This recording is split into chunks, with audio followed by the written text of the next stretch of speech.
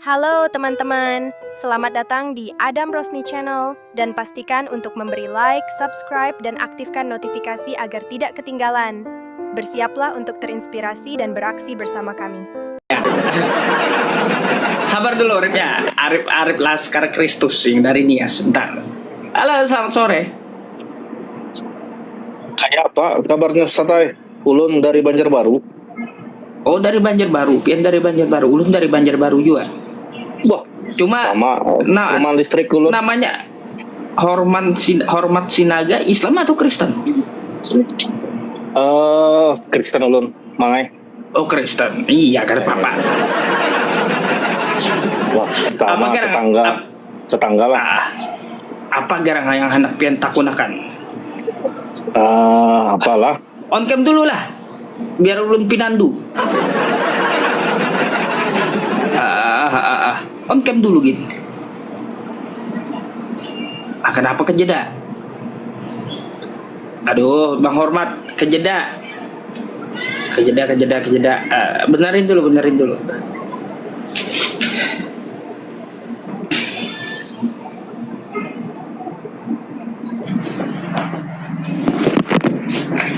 Halo kawanku yang udah lama tidak ketemu.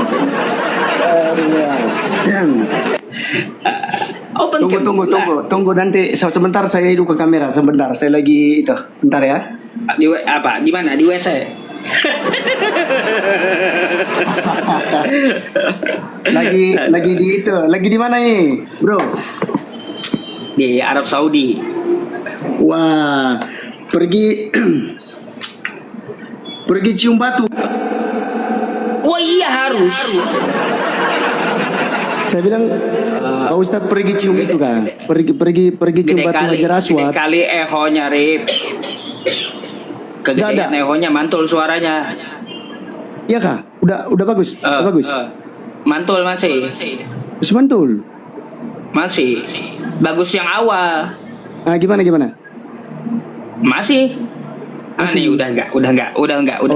Oke. Saya buka kamera dulu ya.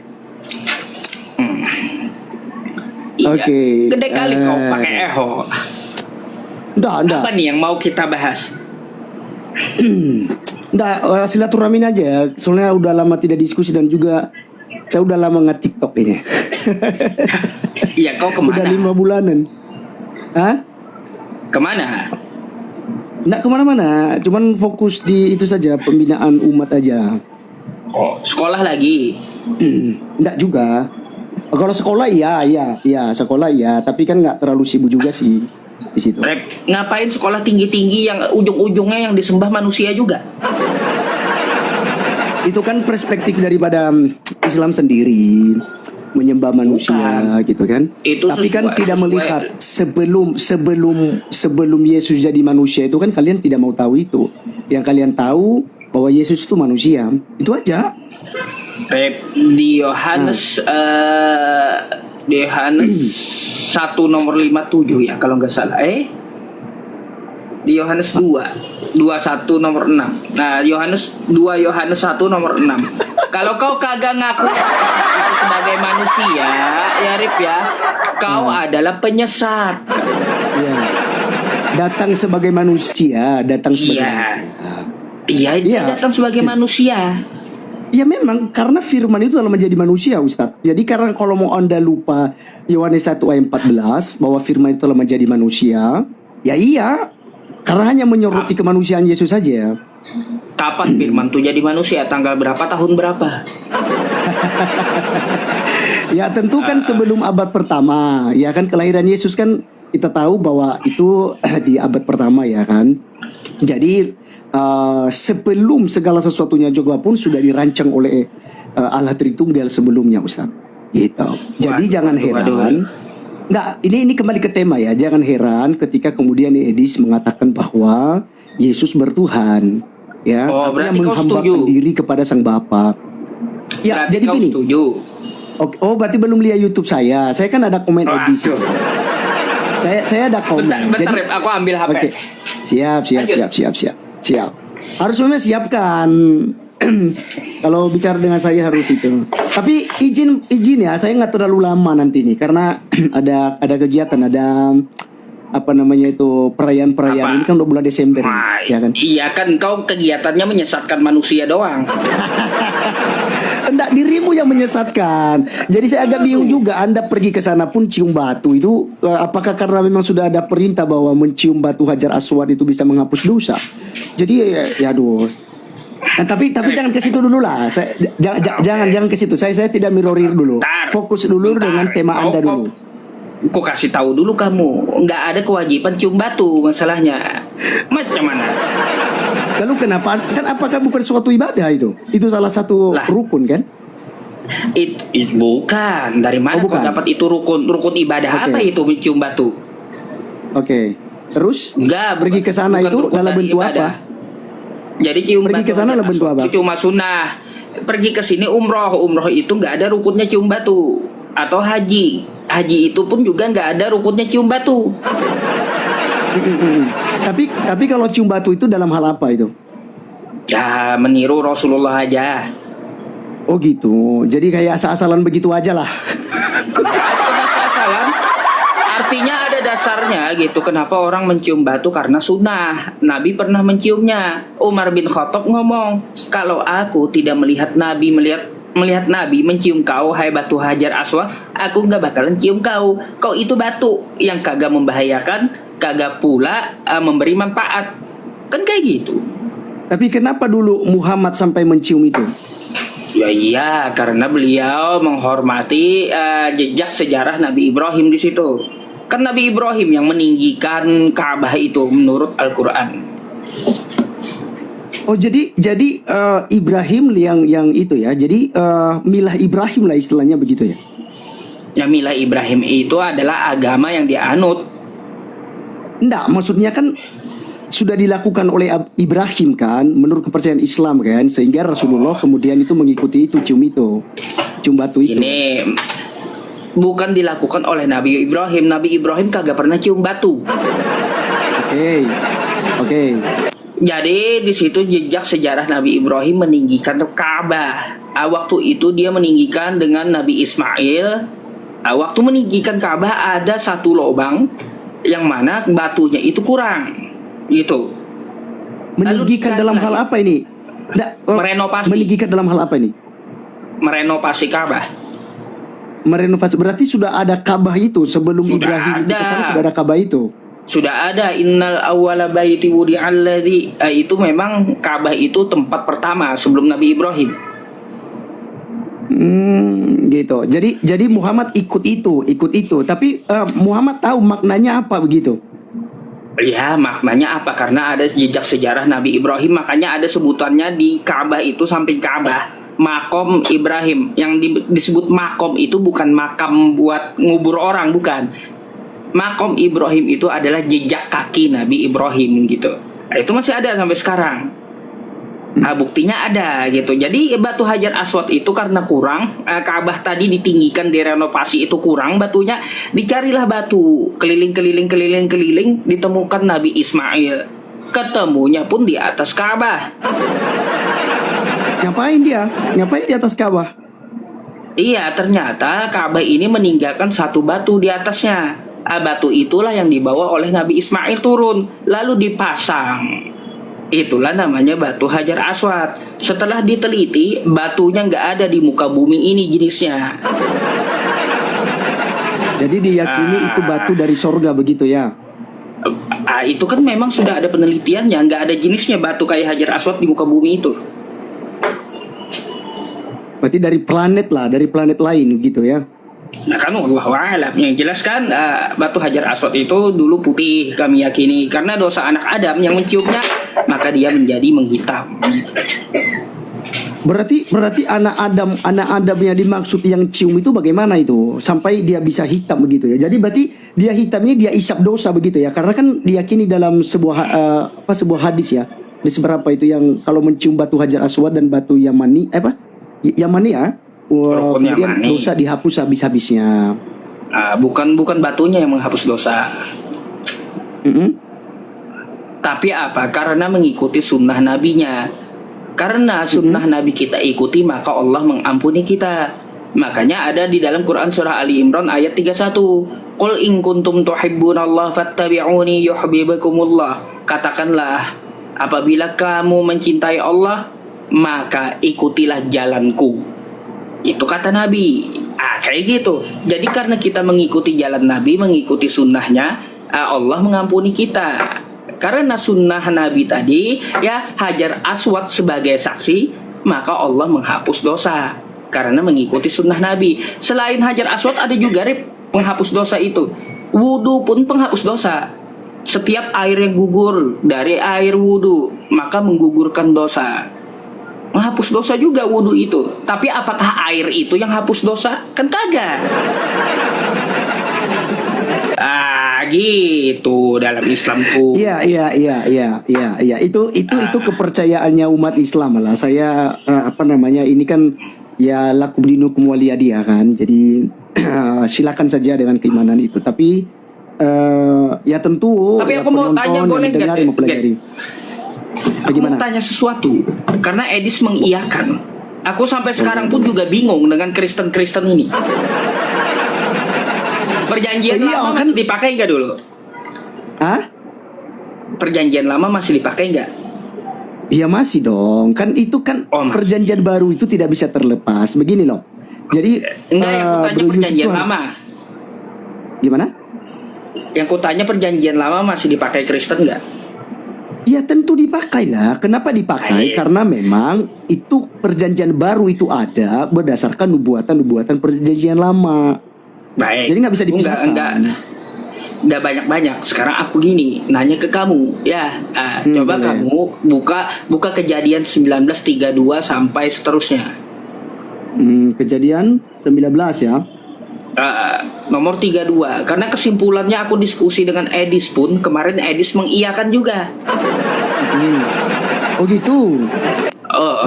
Makanya aku bingung. Semua Kristen yang naik ke tempatku kutanya, nggak ada jawabannya tentang Kejadian 19 nomor 32 itu. Oke. Ya, jadi bagaimana tentang Lot kan? Ya, tentang Lot itu, ya, karena tertera di kitab sucimu. Kan kitab suci itu adalah sebuah contoh atau ajaran yang perlu dikerjakan karena tertera, kan gitu. Nah gini, Rep, yang kutanyakan samamu, kenapa di situ boleh anak perempuan meniduri ayah kandungnya? Ya, apakah di Kristen diperbolehkan? Ya, diperbolehkan. Ya, seorang anak perempuan ya agar menyambung keturunan, maka tidurilah ayah kandungnya. Nanti kalau anak perempuannya melahirkan anak, ini bapaknya dikio apa? Ayah kakek gitu. Kan bingung nasabnya.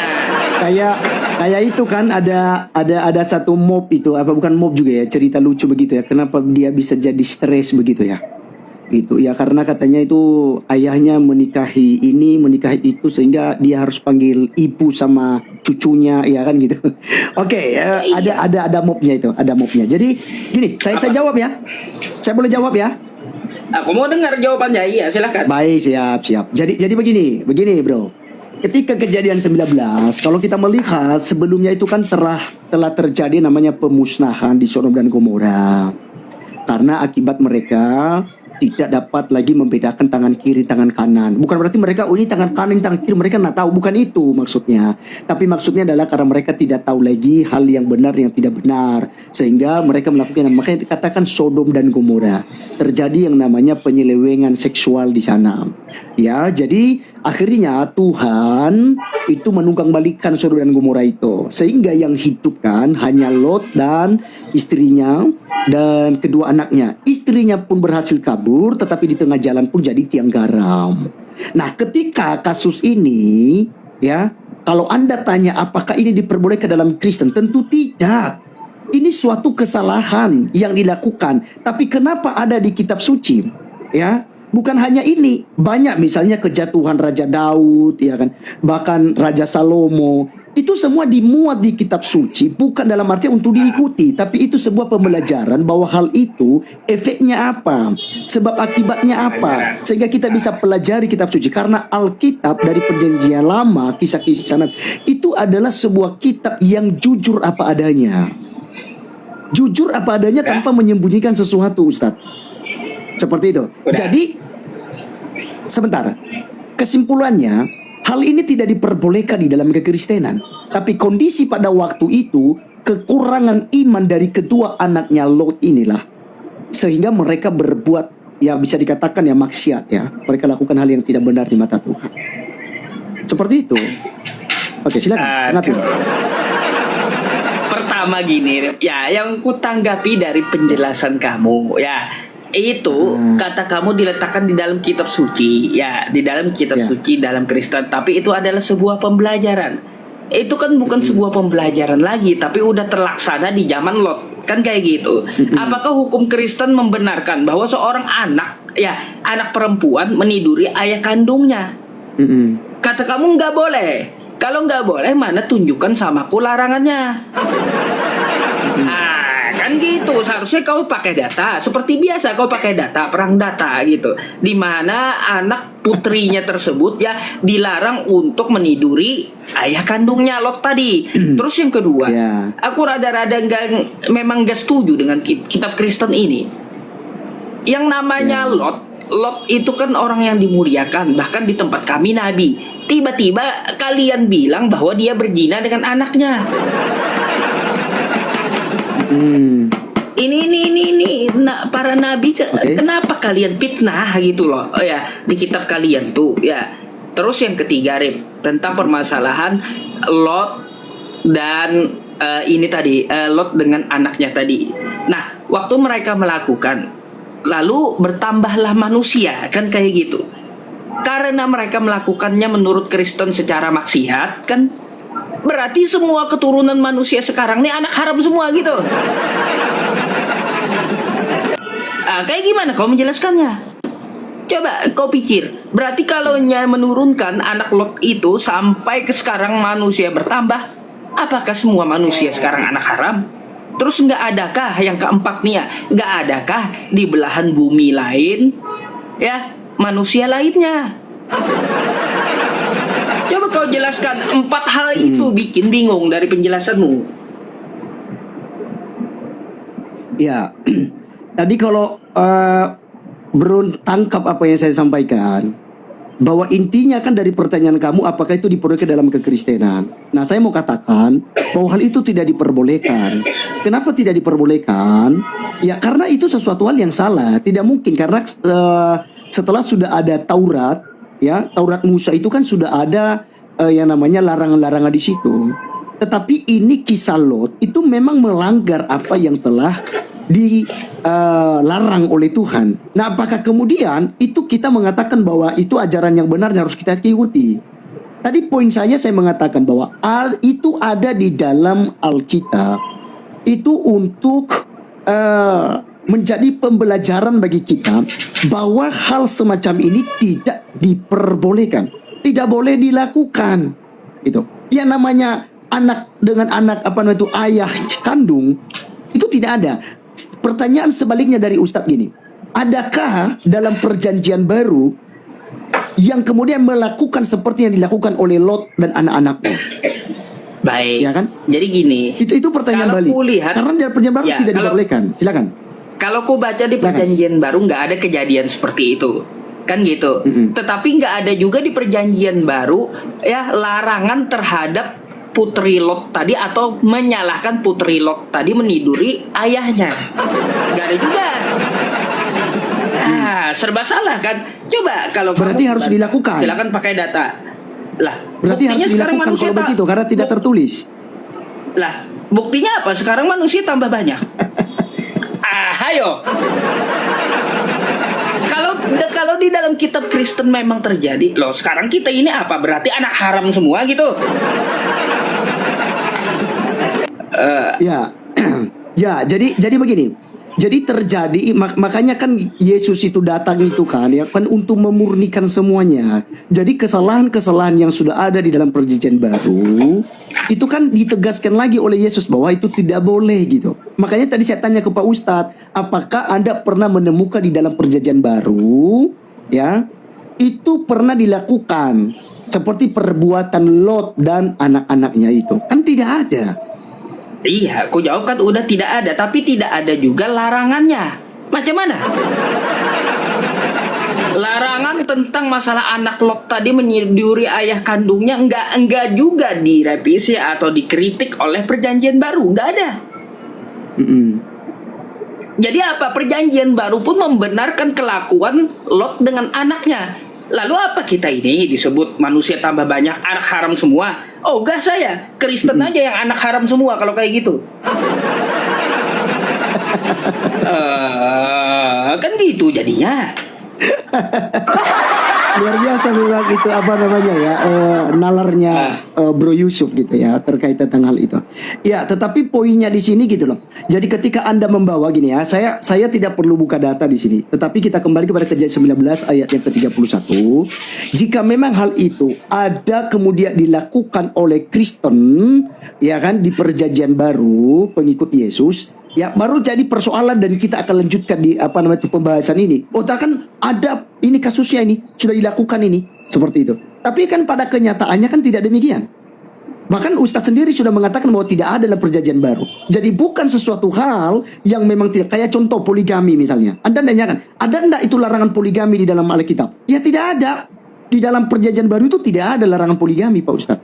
Tetapi Yesus mengatakan bahwa ya, apa yang sudah dipersatukan oleh Tuhan tidak boleh diceraikan oleh manusia. Kemudian itu dari satu manusia dengan lawan jenisnya kan. Ada dalam Matius pasal yang ke-19. Ya, setelah besar laki-laki dan perempuan itu akan bersatu.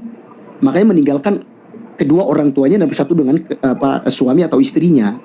Jadi bukan sesuatu hal yang harus tertulis larangannya dulu, tapi jelas bahwa perbuatan yang dilakukan oleh Lot ini sesuatu hal yang tidak dibenarkan dan tidak boleh dilakukan. Dibenarkan. Kalau tidak dibenarkan tapi sudah terjadi, berarti statusnya di Kristen apa sekarang? Semua manusia. Anak Ya, haram statusnya semua. semua kan sudah ada perbaikan-perbaikan. Kalau kita bicara ambil kesimpulan bahwa itu semua anak haram, Ustadz. Ya tentu berarti dari zaman Adam sampai sekarang ya anak haram semua karena ya kawin dong saudara-saudari. Nah, kalau kita ikuti pola pikir Ustadz, Bang. Ya, kamu ikuti pola pikir aku. Sejak zaman Adam kamu sebut bahwa anak Adam dengan istrinya Hawa menurunkan anak lalu dikawinkan. Kan kayak gitu. Rep, ketahuilah di zaman Adam belum ada syariat seperti itu. Boleh mengawinkan seperti itu, nggak ada disebut anak haram. Lalu zaman Nuh keluarlah syariat. Kayak gitu, keluar syariat, lanjut ke zaman selanjutnya sampai apa?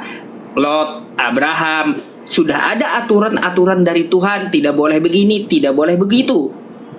Kalau di zaman Adam ya belum ada syariat, kagak usah rib tentang menikahkan anak dengan anak.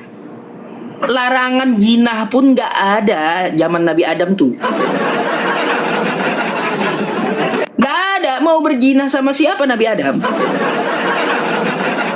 Ya, makanya karena dia sedikit lagi, karena dia manusia pertama. Jadi gak ada syariatnya seperti itu. Larangan berzina gak ada.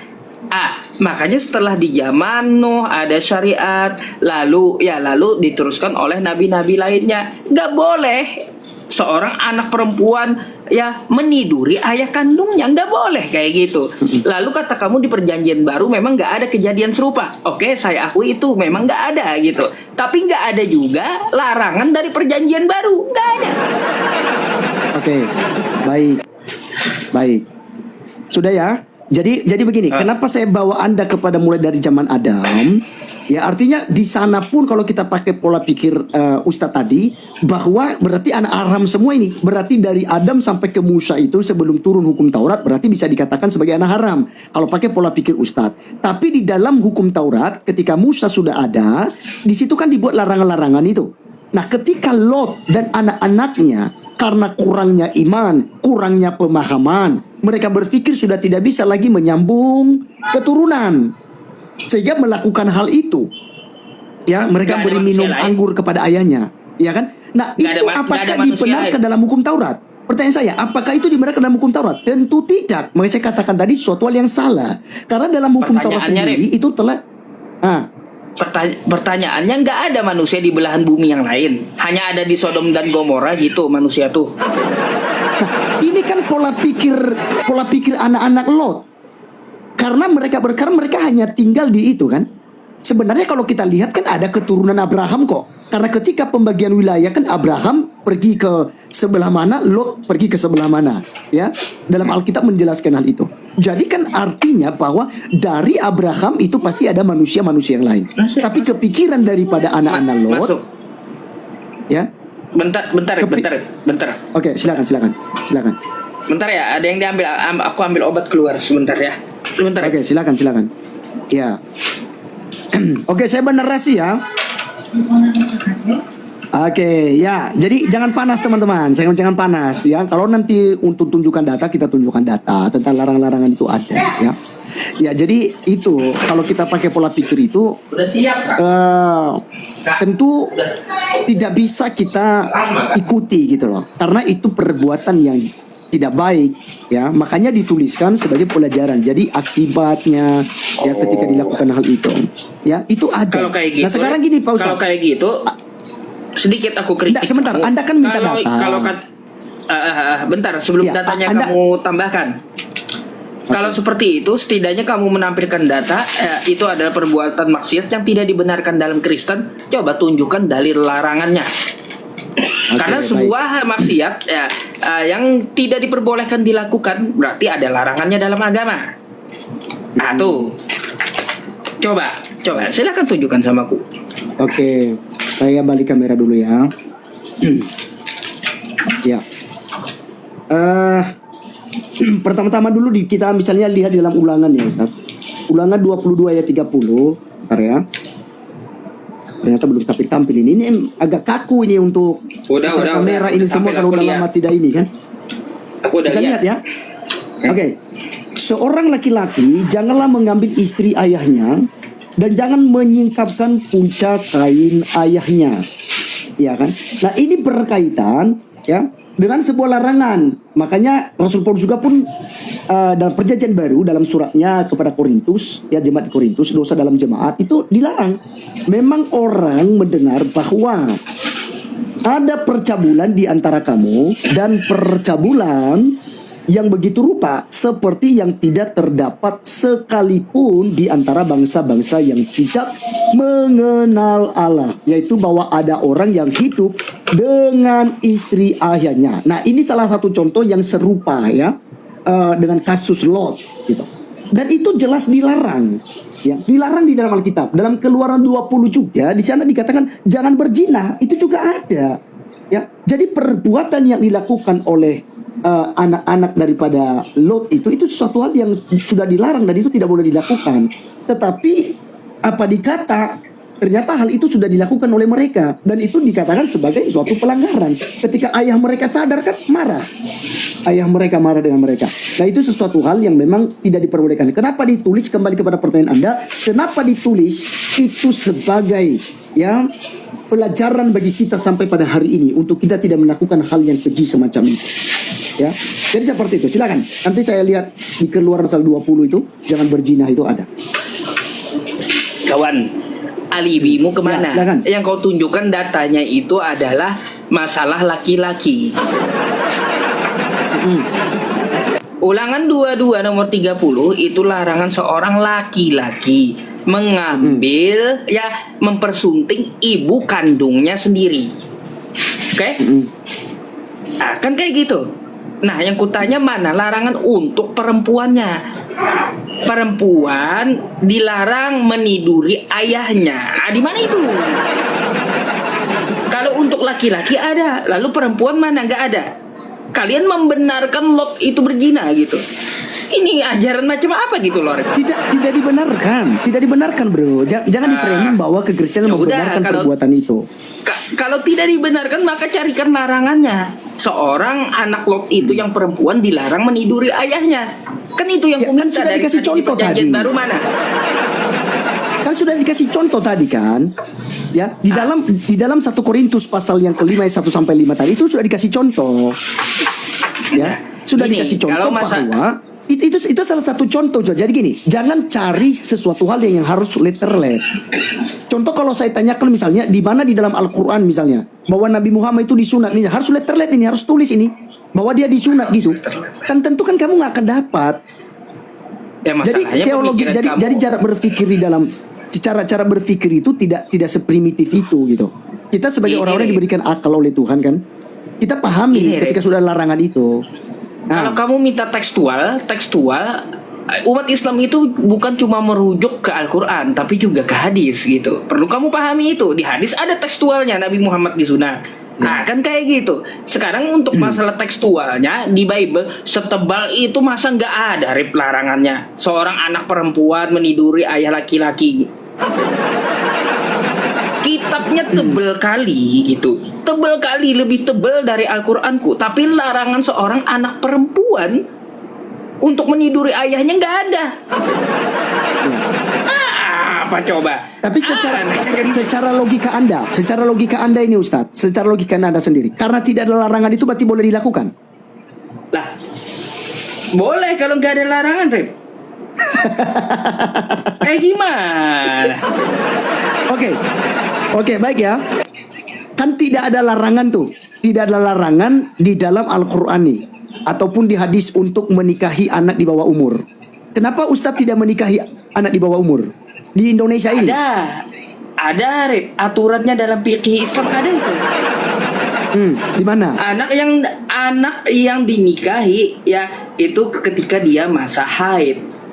Itu aturan syariat dari agama Islam. Kayak gitu. Lalu kenapa di zaman Nabi, ya di zaman Nabi-Nabi terdahulu seperti Ribka dengan Ishak atau Nabi Muhammad menikahi dengan yang lebih muda kan kayak gitu? Karena belum ada aturan dari fikih Islam tersebut. Berapa batasan umur? Belum ada. Jadi semuanya itu harus ada teratur gitu. Sesuai zamannya, makanya Islam itu al-yauma akmaltu lakum dinakum wa atmamtu alaikum ni'mati wa raditu lakumul Islam madina. Pada hari ini telah aku sempurnakan agamamu untukmu. Artinya Islam ini mengatur segala aspek hidup. Ya. Ada aturannya. Ya, tetapi kenapa kemudian itu tidak dilakukan gitu? Kan tidak ada dilarang itu. Di Indonesia ini kenapa tidak dilakukan kemudian? Ya kan? Lah, Kan banyak kan ada beberapa video-video yang kita lihat itu yang kemudian nikah dengan anak kecil kan? Iya kan kena hukum. Itu artinya Iya. bahwa hal itu sudah tidak relevan untuk saat ini gitu kan? Baik. Jadi bukan berarti ketika tidak ada larangan. Jangan kau hantam semuanya. Indonesia ini nggak memakai hukum syariah. Indonesia justru ini itu. memakai hukum KUHP. Maka ketika kita seorang muslim di sebuah negara, Rip ya, kita diperintahkan untuk Ya. mengikuti dasar negara atau pemimpin. Quran surah An-Nisa ayat 59. Ya ayyuhalladzina amanu atii'ullaha wa atii'ur rasul wa ulil amri minkum. Kalau pemimpinnya memakai hukum KUHP, maka syariah ya tidak kita pakai. Kita ikuti pemimpin memakai hukum apa gitu. Itu dalam Islam. Makanya kalau di Indonesia tidak boleh menikahi anak kecil kecuali sampai dia berumur 18 tahun. Udah aturan itu yang diikuti umat Islam. Macam mana? Tapi katanya harus taat dengan Al-Qur'an. Harus itu kan Al-Qur'an dengan hadis yang lebih tinggi daripada aturan.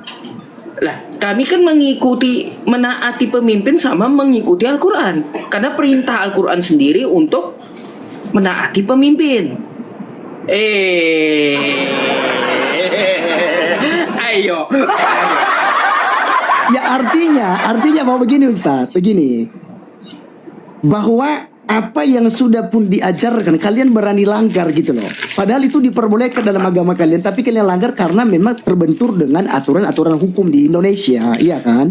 Jadi artinya bahwa ya kalian tidak melakukan hal-hal itu karena sudah tidak relevan untuk saat ini gitu. Nah sama korelasinya dengan saya sampaikan tadi. Apa yang menjadi kasus daripada anak-anak Lot itu kan sudah tidak relevan dan itu tidak boleh dilakukan.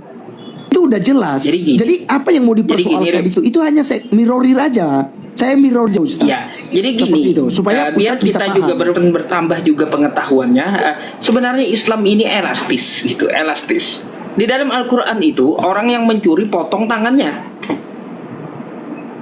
Tapi orang yang mencuri di Indonesia nggak potong tangan, dihukum pidana, penjara gitu. Kan gitu. Lalu apakah kami mengingkari Al-Quran? Tidak, karena hukum yang dipakai di sini KUHP, bukan syariah Islam. Kalau syariah Islam udah habis Rip, habis itu tangan. 1 kali mencuri potong tangan, itu syariah Islam hukumnya. 1 kali membunuh juga hukuman mati, kisosnya gitu. Kalau di Indonesia beda, hukumnya KUHP. Kalau kita potong tangan orang, salah kita di Indonesia. Makanya sesuaikan gitu. Baik. Pemimpin tuh pakai hukum apa dia? Baik. Sekarang saya mau tanya, setuju enggak Ustadz dengan yang namanya pergerakan-pergerakan untuk menerapkan syariat Islam di Indonesia? Iya kan? Nggak cocok. Apa namanya itu dibilang ya? Nggak sepakat. Kenapa aku bilang aku nggak sepakat? Karena di Indonesia ini bukan Islam semuanya.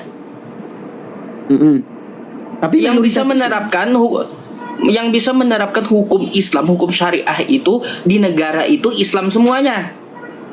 Gitu. Kalau ada negaranya mengakui agama yang lain, nggak bisa gitu. Nggak bisa itu. Jadi apa diterapkan. pendapat Mau Ustadz? kayak Apa pendapat Ustadz dengan mujahidin yang kemudian berjuang dalam hal itu? kerjaan pendapat mereka Ustadz di situ? sia-sia. Oh gitu.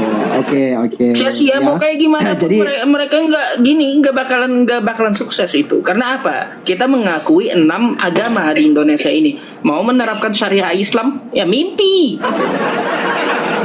Gak bisa gitu, gak bisa. Jadi Kecuali apa poinnya Ustadz? Apa poinnya Ustadz ini jadi poinnya kayak gini. untuk terus menebarkan Islam nih di Indonesia ini kan? Jadi kayak gini, Rip. Silakan. Jadi gini, contoh seperti di Arab Saudi 100% Islam, tuh ya. Bisa diterapkan syariah Islam tuh. Di Saudi Arabia tuh, Rip, di sini tempatku ini mencuri potong tangan. Makanya nggak pernah ada barang hilang di sini. Kemarin aja HP jamaah itu ketinggalan waktu muter Ka'bah, nggak ada yang nyuri, dibiarin. Kalaunya di Arab Saudi ini Islam semuanya bisa diterapkan syariah Islam. Tapi kalau di Indonesia ada Kristen, ada pula Hindu, ada pula Buddha, gak bisa diterapkan syariat Islam itu. Karena penghuni negara ini bukan cuma Islam. Gitu, pahami seperti itu ya. Iya. Jadi jatuh pada sebuah kesimpulan bahwa Ustadz memang tidak setuju dalam hal itu gitu ya. Tapi kan sia-sia jadinya Ustadz, karena kan poin kalian kan, tujuan kalian ini supaya Indonesia ini kan menjadi negara Islam. Ya kan, menjadi negara Islam, sehingga kan harus terus dakwah, ya kan, menyebarkan Islam kepada orang-orang Kristen, kepada orang semua agama. Kamu juga salah sangka di situ. Jadi nggak ada di. Nggak, jangan dipotong dulu, Ustaz. Jangan dipotong dulu. Jadi maksud saya begini, bahwa kalian punya keinginan supaya demikian terjadi. Tetapi jika hal itu terjadi, anggap saja hal itu terjadi, bahwa ini akan menjadi orang Kristen semua masuk Islam, berbondong-bondong semua ini. Ustadz sudi ndak itu jika diterapkan syariat Islam tadi, mencuri potong tangan, yang berzina rajam dengan batu, itu kan sebenarnya hukum Yahudi ya. Itu hukum Yahudi itu salah satu di situ. Jadi orang berzina rajam dengan batu sampai mati, ya kan? Atau dipotong lehernya atau segala macam begitu. Nah, jika hal itu dilakukan di Indonesia, itu apa pendapat Ustadz coba? Jika hal itu dilakukan di Indonesia, silakan. Satu, ya, kamu perlu tahu, tidak ada ambisi umat Islam di Indonesia itu menjadikan negara ini Islam keseluruhan, gak ada. Dia berdakwah itu untuk memperingati manusia agar menyembah Allah, agar bertauhid gitu, agar mengikuti Nabi. Gak ada ya ambisi umat Islam Indonesia ini untuk menguasai Indonesia agar jadi Islam 100%, gak ada.